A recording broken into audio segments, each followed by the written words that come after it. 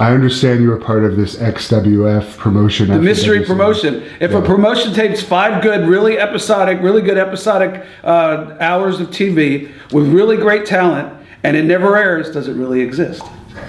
I don't know. I don't know the answer to that question. I just posed that to Sonny Ono on social media. But XWF was a company that Greg Valentine, Brian Knobs, and Jimmy Hart found some investors. One of the investors was a guy named Kevin Harrington, who was one of the original judges on Shark Tank.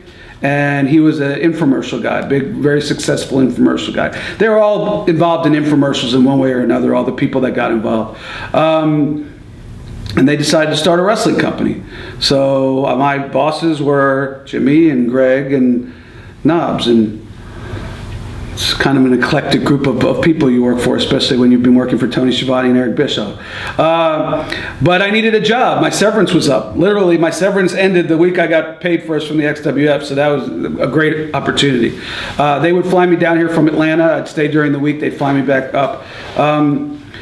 My job was talent relations. I was in charge of talent relations. I sat on the booking team. And, when they needed a ring announcer, when they were doing the taping, I was the ring announcer. It really became a huge project of love for me because I had a piece of it. I had a piece of the planning. I helped edit it, the hours of television. I was involved in all facets of it. It was one of those situations, wrong place, wrong time. We taped, like I said, 5 really good 1-hour episodes of television. We had Roddy Piper, we had Jimmy Snuka, rest in peace. We had Sable in a role as the CEO. We were given a big push to Vampiro as a top baby face. We had the Road Warriors, the Nasty Boy. I mean, the list goes on and on. We had great talent. We had the young and up and coming AJ Styles, who we were going to give a massive push to. And so we did these great tapings. We edited them. The problem was, by the time we did them, well, first of all, you knew that there was going to be something wrong. Jerry Lawler had lost his job at WWE. He walked out when his girlfriend got fired. So we had him and Tony Schiavone doing the tapings. Well, Jerry came the day of the show and said, I can't do the tapings. I just got a job offer with WWF again. This promotion, by the way, got more people jobs with WWF than anything else that's probably ever happened. Because half the guys, the moral of the story is, half the guys on the taping ended up back at WWF by the time we had time to go promote the TV, the 5 episodics. Me and Gene got hired back. He was our guy. Lawler got hired back. He was our guy. Hulk got hired back. He was part of the deal. Piper got hired back. Curt Hennig got hired back. Bobby Heenan got hired back. The list goes on and on. So we're basically taking a tape to a bunch of television executives, and we're saying, here's what we got. We want you to air this, and then we'll tape more. And they say, oh, great. You got Hulk Hogan. He's a huge name. Well, actually, I hate to say this, but he's back in WWE now. All right, well, cool. But you got Jerry Lawler. He's kind of back in the. You got Curt. After a while, the executives were like, "What are you showing me? You got great tape, but you got nobody under contract anymore." So it is what it is. It was a great opportunity. I think we really could have done something, but it just was the wrong place and the wrong time, quite frankly. Wasn't one of Curt Hennig's last matches for that? Yeah, he wrestled Hulk in a dark match, and then he was one of the top guys. We promoted his. The main feud was going to be Road Warriors and Nasty Boys, and Curt Hennig, managed by Bobby Heenan, against Vampiro.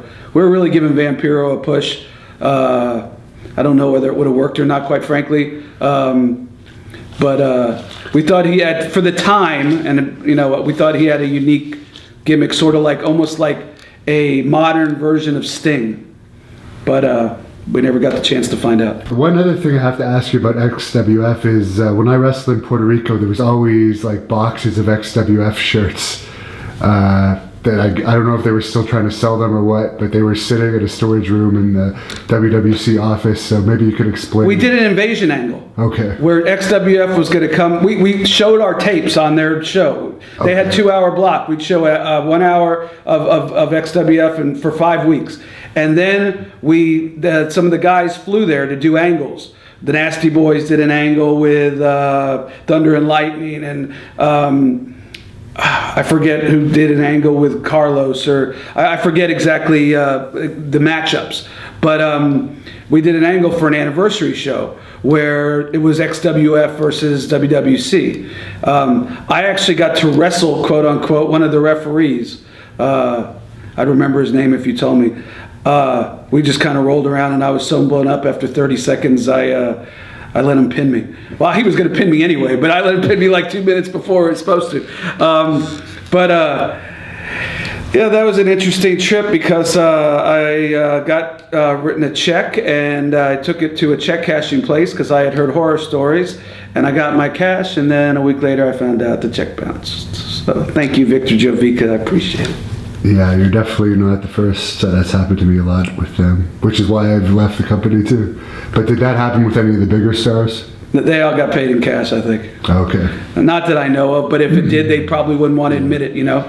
I know they did that. It happened to Heidenreich when I was there. And well, I had heard the story, so as soon as I landed, boom, right from the airport, I went to a check cashing store. yeah. You know?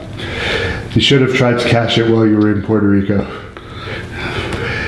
But I guess that's why the whole XWF thing didn't pan out with that.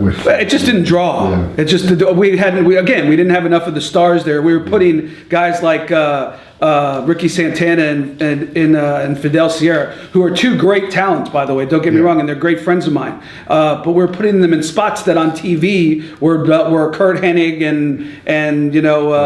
And they were already in WWC, so it wasn't. Yeah, exactly. So it was a very watered down invasion. Still don't even know how they're still in business.